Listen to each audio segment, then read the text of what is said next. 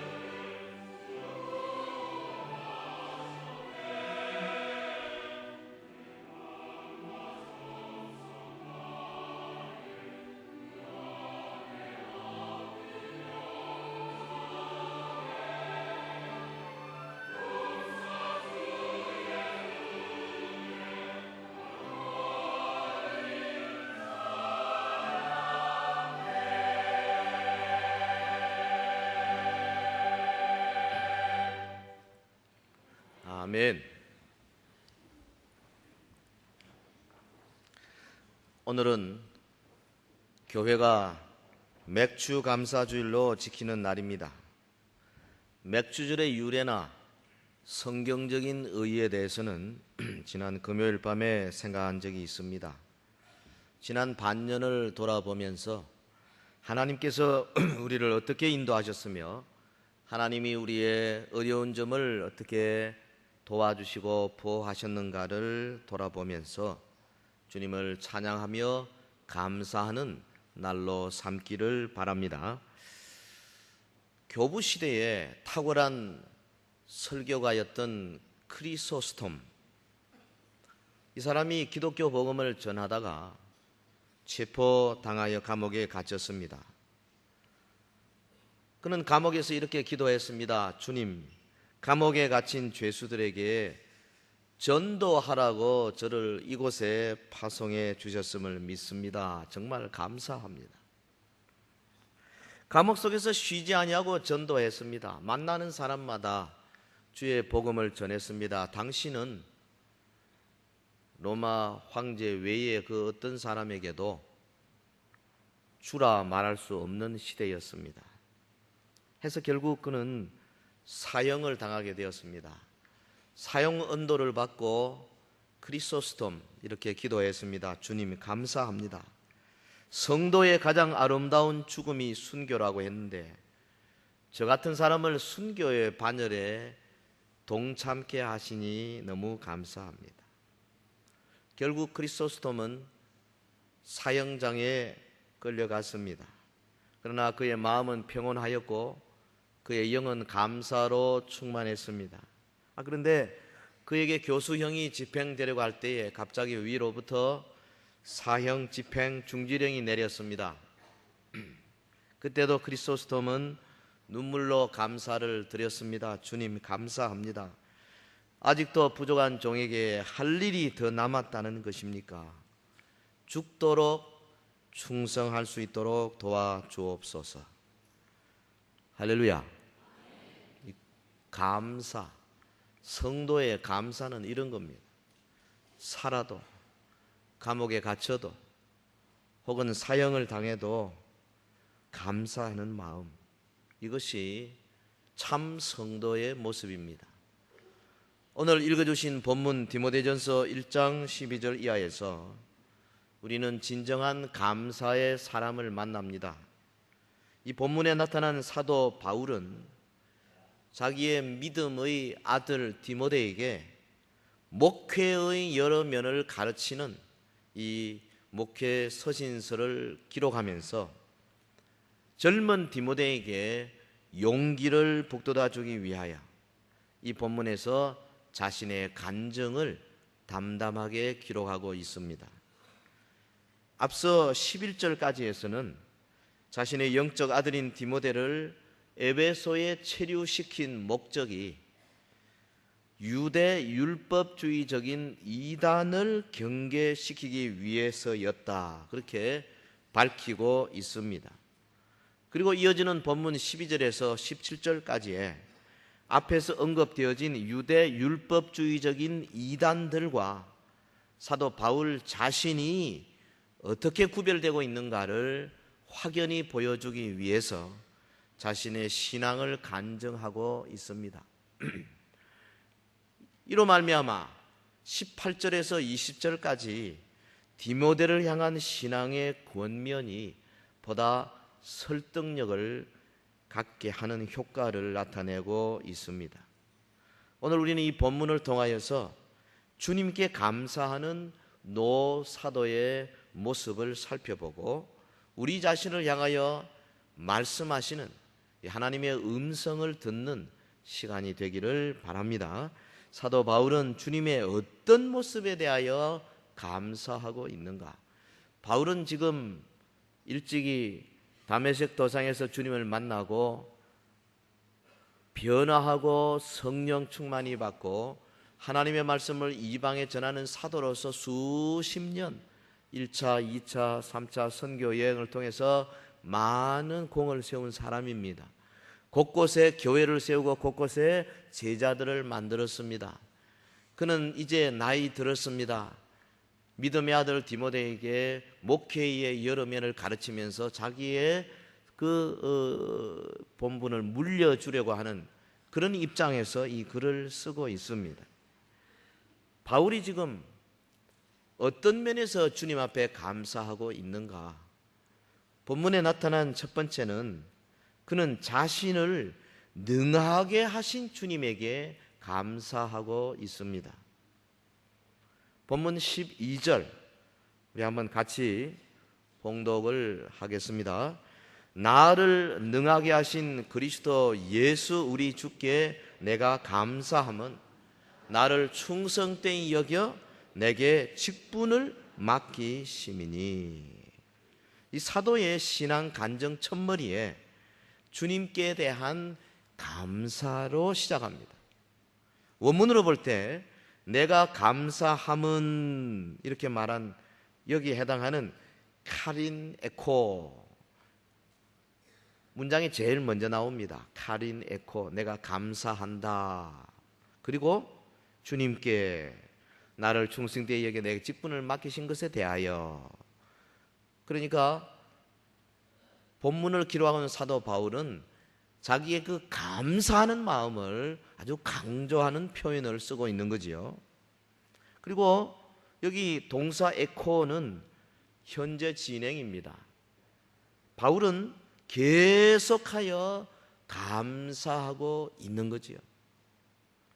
내가 주님 앞에 나를 능하게 하신 것에 대하여 예전에서부터 지금까지 계속 매일 나는 감사하고 있다. 사도에게 있어서 그리스도는 그를 능하게 하신 분이셨습니다. 이 능하게 하셨다는 동사는 부정과거 동사이기 때문에 과거의 어떤 특별한 사건을 가리키는 동사입니다. 사도는 지금 디모데가 바울의 그 과거의 역사를 너무 잘 알기 때문에 자세하게 설명하지 않습니다. 나를 그 어떤 사건을 통해서 능하게 하셨던 그 주님을 나는 지금 감사한다. 뭡니까? 오래전에 다메섹 도상에서 주님과 인격적으로 만나고 극적으로 변화하고 소명을 가지고 주 앞에 헌신하게 된 그 사건을 지금 말하고 있는 것이 분명합니다. 그때 바울은 회심과 동시에 소명을 부여받았던 것입니다. 이에 대해서 신학자 벵게일은 말하기를 참된 회개와 소명은 능력을 가져다 준다 그랬습니다.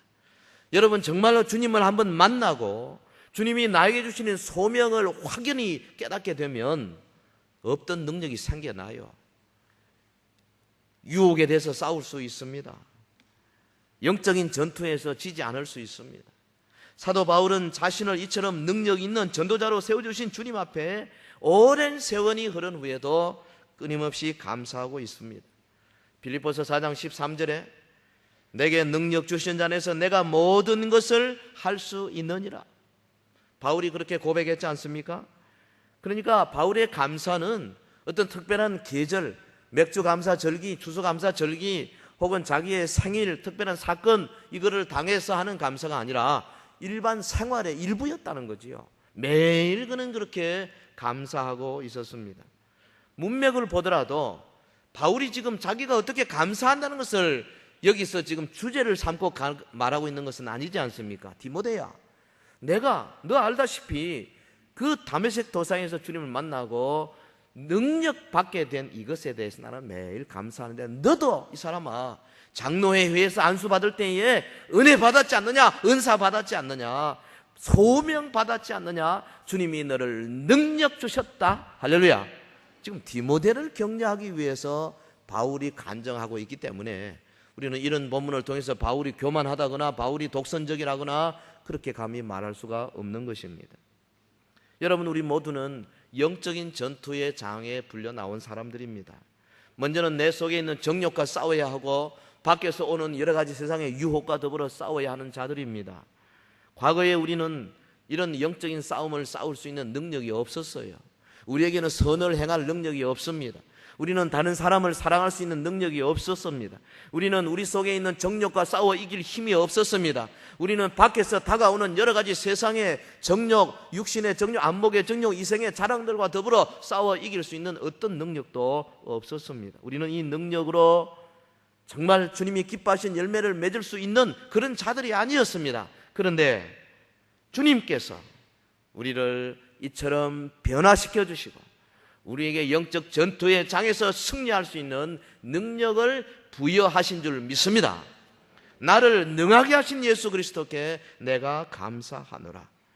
여러분, 우리가 주님에게 붙어 있기만 하면 우리는 열매를 맺을 수 있다고 요한복음 15장 16절에서 말했습니다. 너희가 나를 택한 것이 아니요 내가 너희를 택하여 세웠나니 이는 너희로 가서 과실을 맺게 하고 또 너희 과실이 항상 있게 하여 내 이름으로 아버지께 무엇을 구하든지 다 받게 하려 함이니라. 우리는 빛의 열매를 맺을 수 있는 자들입니다. 에베소 5장 9절에서 11절까지의 말씀 우리 한번 같이 봉독하겠습니다. 빛의 열매는 모든 착함과 의로움과 진실함에 있느니라. 주께 기쁘시게 할 것이 무엇인가 시험하여 보라. 너희는 열매 없는 어둠의 일에 참여하지 말고 도리어 책망하라. 아멘. 그렇습니다. 예수 그리스도를 말미암아 우리는 빛의 자녀가 된 것입니다. 그리스도 예수로 말미암아 하나님의 말씀에 순종할 수 있는 능력의 사람들이 되었습니다. 이제는 우리가 하나님께 담대히 나아갈 수 있게 되었습니다. 이제는 하나님께 기도하여 응답받을 수 있게 되었습니다. 이제는 하나님의 말씀대로 살 수 있는 능력이 우리에게 생겼습니다. 그리고 우리는 이 하나님의 나라의 복음을 담대하게 전할 수 있는 능력을 부여받은 것입니다. 그러므로 우리는 이처럼 우리를 능하게 하신 주님 앞에 늘 감사하는 성도가 되시기를 주의 이름으로 축원합니다.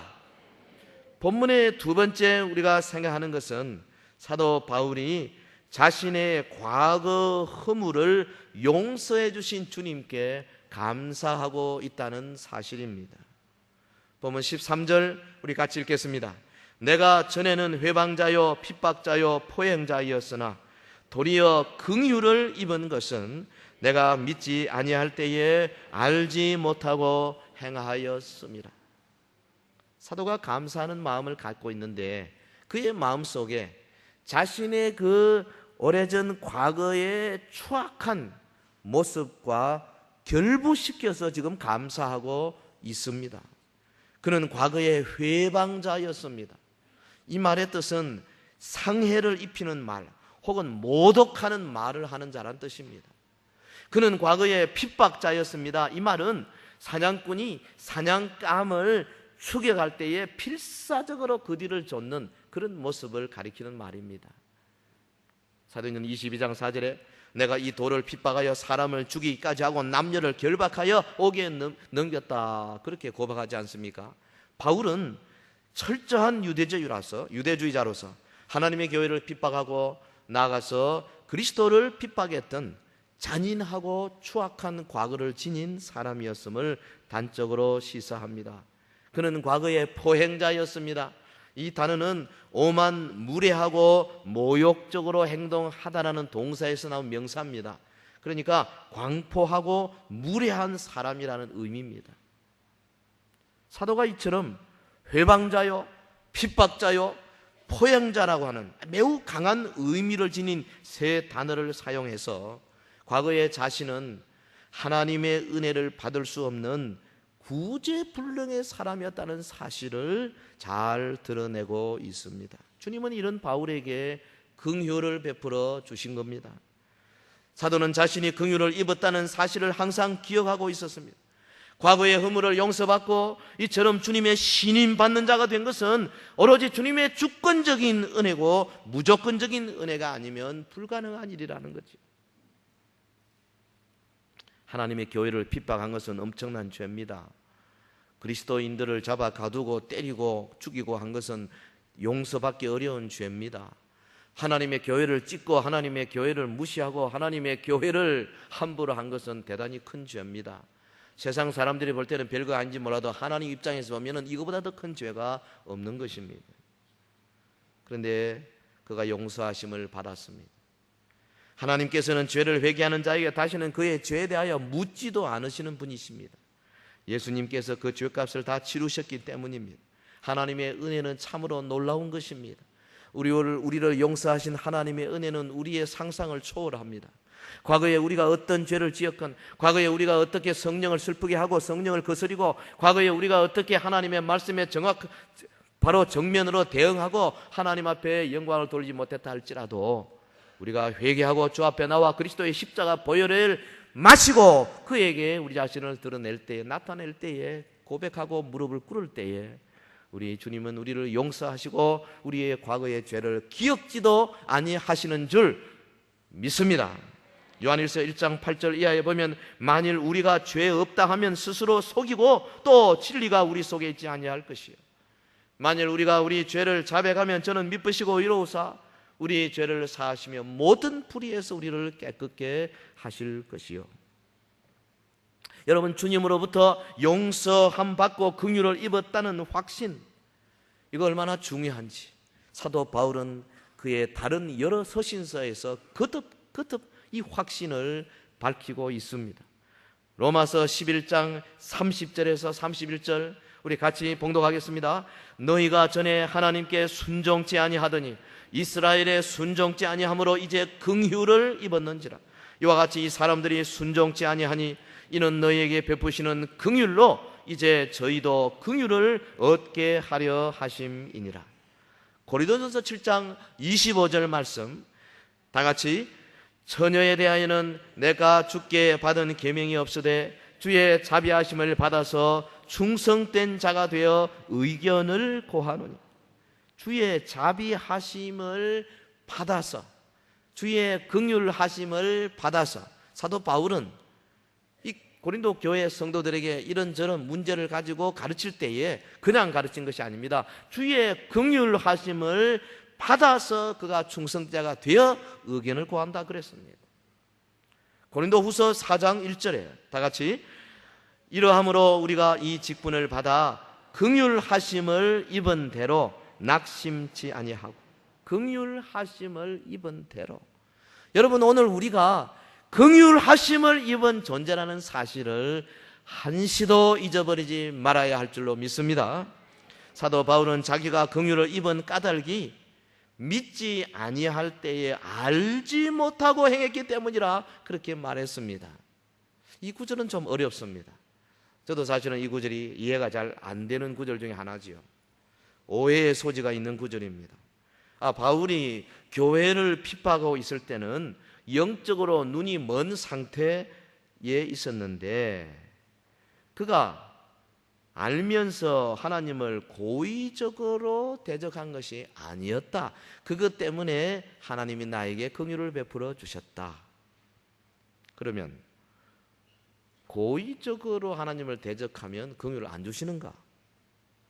우리가 알고 하나님 앞에 대적하면 용서받지 못하는가? 좀 어려운 구절입니다. 그런데 이런 구절을 가지고 교리를 세울 수는 없습니다. 이건 간정이죠. 교리를 세우는 데는 보다 더 전후좌우 문맥이 확인하는 곳에서 교리를 세우는 법입니다. 이것은 사도 바울의 경우에 한정해서 그가 진실로 이렇게 긍휼을 입고 큰 은혜를 받고 사도의 직분을 받은 것은 그가 교회를 핍박하고 그리스도인들을 잔인하게 죽이고 혹은 감옥에 갇히게 했지만 그러나 그는 양심에 거리낌 없이 자기가 믿는 모세의 하나님, 율법의 하나님은 대로 유대교에 충실해서 했다. 나는 그걸 몰랐다. 나는 예수 그리스도가 메시아인 것을 몰랐다. 그렇게 지금 말하고 있습니다. 그렇다고 해서 이 말이 사도의 무지가 면책의 대상이 된다거나 은혜 받을 자격이 된다는 뜻은 아닙니다. 물론 무지의 경우가 고의적인 경우보다 용서받기가 쉬운 것은 사실입니다. 아니, 하나님의 용서가 어렵고 쉽다 이런 차원보다는 우리가 하나님의 용서의 그 손길 앞에 나아가는 것이 내가 알지 못하고 지은 죄에 대해서는 쉽게 나아갈 수 있지만은 내가 빤히 알고 지은 죄를 회개하는 것이 바로 나에게서부터 어려워진다 이 말이죠. 바울이 강조하는 점이 그 점이 아닌가 싶어요. 두 경우 모두 다 하나님의 불가항력적인 은혜 아니고는 구원의 가능성이 없음을 알아야 합니다. 그러므로 오늘 우리 이런 구절에서 우리가 조심해야 할 것은 여러분이 하나님의 말씀을 배우고 하나님의 말씀을 아는 것이 많지 않습니까? 아는 말씀에 대해서 조심하시기를 바랍니다. 혹 모르고 지은 것은 쉽게 우리가 용서받을 수 있는 길이 있을지 모르지만은 내가 알고 이것은 분명히 하나님이 싫어하는 것은 알고 부득부득 죄 가운데로 나갔을 때는 본인 스스로가 마음속에서 그리스도의 십자가 보혈 앞에 나오는 것이 어려워진다 이 말. 그러나 우리가 하나 또 기억할 것은 하나님의 은혜는 우리의 상상을 넘어서 풍요하고 부요하고 얼마든지 주시는 은혜라는 사실입니다. 여러분, 로마의 황제가 어느 원로원의 집에 초대되어 갔습니다. 만찬을 준비하는데 그 집에 종들이 쉴 틈 없이 먹다고 이리저리 다니면서 준비를 하고 있습니다. 그런데 한 나이 많은 종이 정신없이 일하다가 응접실에 놓여 있는 값비싼 자기 하나를 그만 깨뜨렸습니다. 주인이 그 종을 끌어내어서 연못 속에 집어넣으라 그랬습니다. 그 연못 속에는 악어가 살고 있었습니다. 종은 얼굴이 새파랗게 질려 용서를 구했습니다. 근데 주인이 완강했습니다. 그 갑오를 깨뜨리는 사람은 악어의 밥이 되게 하는 것이 그 집에 정해놓은 규례였기 때문입니다. 로마 황제가 그 모습을 보고 종을 용서해 달라고 부탁을 했습니다. 근데 원로원은 이거는 자기 집의 가율이기 때문에 이거는 용서할 수 없습니다. 핑계로 거절을 했어요. 이 모습을 가만히 보고 있던 황제가 그 옆에 있는 또 다른 갑오인 자기를 일부러 집어던져 깨트려 버렸어요. 그러면 황제가 하는 말이 나도 이 집의 갑오를 깨뜨렸으니 저 종과 함께 연못에 나를 집어던지시오. 아무리 귀하고 중요하고 비싼 거지만은 황제를 어떻게 죽일 수 있겠어요? 그래서 그 원로원이 종을 용서해 줄 수밖에 없었다는 이야기가 있습니다. 여러분, 이 세상에서 구약의 법대로 따져서 살아남을 수 있는 사람은 오늘 우리 가운데 한 사람도 없을 것입니다. 이렇게 작은 죄를 지은 거나 큰 죄를 지은 거나 망하기는 다 마찬가지예요. 오직 하나님의 은혜로 말미암아 우리가 구원을 얻게 되는 것입니다. 예수께서 이 땅에 오셔서 우리와 같이 되시고 우리를 위하여 대신 죽으신 것은 무조건적인 하나님의 은혜인 줄 우리가 믿습니다. 주전자가요, 어느 날 우물에 갔습니다. 물을 가득히 채웠습니다. 그리고 우물에게 주전자가 말했습니다. 우물님, 제가 자주 물 길러 오지 않으면 좋겠지요. 저 귀찮지요. 그랬더니 우물이 하는 말이, 당신은 내게 오는 많은 그릇들 중에 하나에 불과합니다. 당신 외에도 많이 옵니다. 괜찮습니다. 주전자가 말합니다. 그렇다면 정말 당신은 관대하시군요. 당신은 다른 모든 자들에게도 내게 이처럼 주는 것처럼 다 주십니까? 우물이 대답했습니다. 나는 누구에게나 거절하지 않습니다. 항상 넘치고 있어서 내게 오는 모든 자들에게 늘 모자람이 없습니다. 그렇게 말하더래요. 우리 본문 14절을 같이 보겠습니다. 우리 주의 은혜가 그리스도 예수 안에 있는 믿음과 사랑과 함께 넘치도록 풍성하였도다.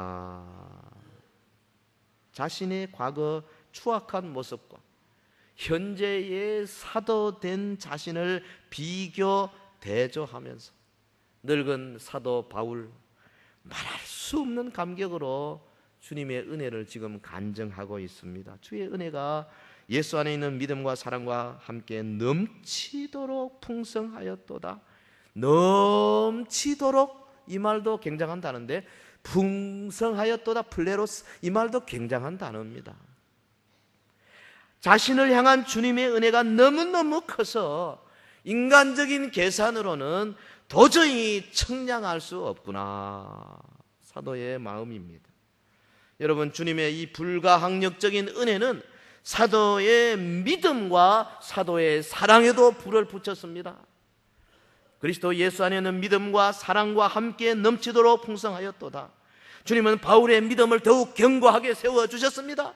그는 이 믿음을 가지고 어떤 어려움이나 시련도 능히 이길 수 있는 놀라운 힘을 소유한 자가 되었습니다. 주님은 바울의 마음속에 사랑을 더욱 부릴 듯 있게 하여 주셨습니다. 그는 이 사랑을 가지고 어떤 핍박이나 환난에도 굴하지 아니하고 복음을 전하면서 일평생 섬김의 삶을 살 수 있는 힘을 가지고 있었던 것입니다. 주석가인 핸드릭슨이 본문 14절을 주석하기를, 바울 신학에 있어 은혜는 뿌리요, 믿음과 사랑은 줄기요, 선한 행실들은 구원 나무의 열매다. 그래서 참 말 잘한 것 같아요. 예? 뿌리 은혜입니다. 믿음과 사랑 줄기입니다. 그리고 그 결과 선한 행실들 열매로 맺혀진다. 여러분, 오늘 우리의 감사 생활이 어떠합니까?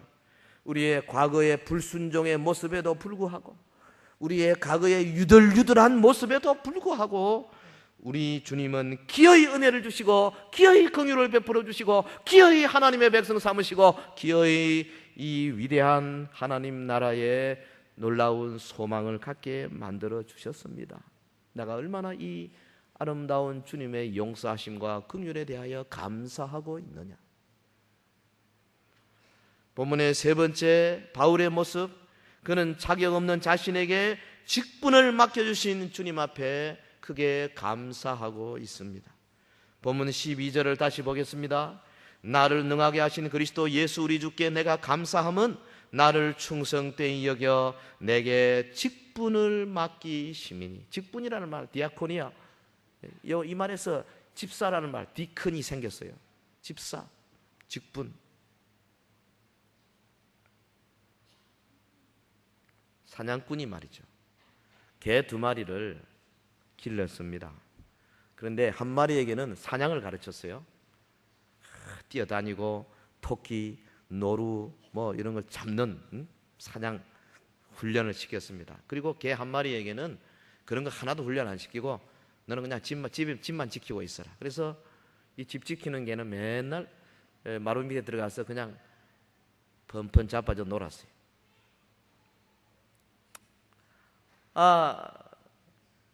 이 주인이 사냥개를 데리고 사냥을 하고 이제 맛있는 먹이를 잡아가지고 옵니다. 그리고 와서는 언제나 그 중에 일부분을 떼서 집 지키는 개에게 주는 거예요. 이 사냥개가 보니까 굉장히 기분 나쁩니다. 그래서 집 지키는 개에게 항의를 했습니다. 오늘은 이 개가 말을 하고 우물이 말을 하는 날인데 내가 이 친구야 고생해서 사냥을 해가지고 이 사냥하는 게 얼마나 어려운지 아냐?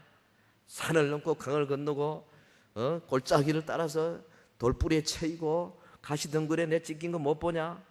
이래가지고 내가 잡은 거 너 집에서 맨 처마 밑에 들어누워가지고 이리 빈들 저리 빈들 하다가 네 무슨 자격으로 이것을 먹냐? 집 지키는 개가 웃으면서 대답을 하더랍니다. 야, 그 말은 나한테 하지 말고 주인한테 해. 내가 먹는 것은 네 게 아니고 주인 거야, 주인 거. 여러분, 우리가 무슨 자격이 있어 직분을 맡았겠어요? 예? 주님이 보실 때 찬양대 여러분, 나는 노래 잘 하니까 하나님께서 나한테 찬양 대우는 안 주면 안 되지, 그런 거 있어요? 그럼 없어요. 우리의 영이 얼마나 과연 하나님을 찬양하는 영으로 충만합니까? 여러분의 영혼 속에 정말 하나님의 나라에 대해서 감사하고 찬양하지 않으면 견딜 수 없는 열심이 얼마나 풍겨나고 있어요. 직분을 맡은 여러분들, 교사 여러분들, 구역장 여러분들, 각 사역에 일하는 여러분들, 내게 맡겨진 직분에 대해서 내가 이걸 통해 하나님께 영광 돌리고 싶어 하고 밤잠을 못 자면서 준비하고 가슴 설레면서 이를 통하여 주께 영광을 돌릴 얼마나 큰 기쁨에 들떠 있습니까? 그런 사람들이 우리 가운데 과연 얼마나 있느냐 이 말이에요. 우리 모두는 자격이 있어서 직분을 맡은 것이 아닙니다. 주님이 그냥 은혜로 우리를 부르시고 은혜로 영광스러운 하나님 나라 직분을 맡겨주신 줄로 우리 모두가 믿습니다. 사도 바울은 자신 속에서 사도가 될 만한 어떤 자격도 발견하지 못했어요. 그래서 오히려 그가 자신이 얼마나 엄청난 죄인이며 얼마나 가정한 존재인가를 그가 회심하고 그가 은혜 받고 성령 충만한 이후 수십 년이 지나도록 그건 잊어버리지 아니하고 끝까지 겸손한 자세로 있었습니다. 15절에 보면 밑보다 모든 사람이 받을 만한 이 말이여 그리스도 예수께서 죄인을 구원하시려고 세상에 임하셨다 하였도다. 마지막 구절 우리 같이 합시다. 시작. 죄인 중에 내가 괴수니라. 괴수, 프로토스. 요거는 서열상으로 첫 번째를 의미합니다. 프로토스. 바울은 자기 자신이야말로 죄인 중에 우두머리 죄인이고 모든 성도 중에 지극히 작은 자보다 더 작은 자요. 에베소 3장 8절의 말씀. 사도 중에 제일 마지막 말미에 선 자입니다. 달수를 채우지도 못하고 난 미수가라고 자기 스스로 표현했습니다. 여러분, 사도 바울은 연륜이 깊어지면 깊어질수록 그리고 자신을 향한 하나님의 불가항력적인 은혜를 생각하면 할수록 자기 자신의 죄된 상태에 대한 자각이 더욱 확실해졌습니다. 본문이 여기 지금 디모데전서가 60년대 중반에 기록되지 않습니까? AD. 주님이 승천하시고 바울이 은혜 받은 지가 아마 30년대 후반이었으라고 생각합니다. 적어도 한 30년 가까이 오랜 세월 동안 사도로서 교회의 지도자로서 생활해온 사람입니다. 이제 나이 많은, 그래서 모든 사람이 다 존경하는, 공경하고 숭배까지 할 정도의 그런 사람입니다.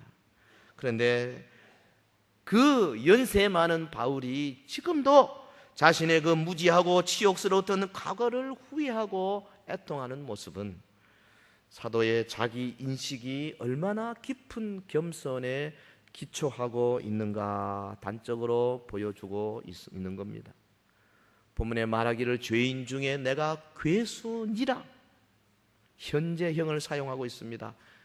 죄인 중에 내가 괴수였다가 아닙니다. 현재 내가 죄인 중에 첫 번째 죄인이다. 이거 좀 어려운 설명입니다.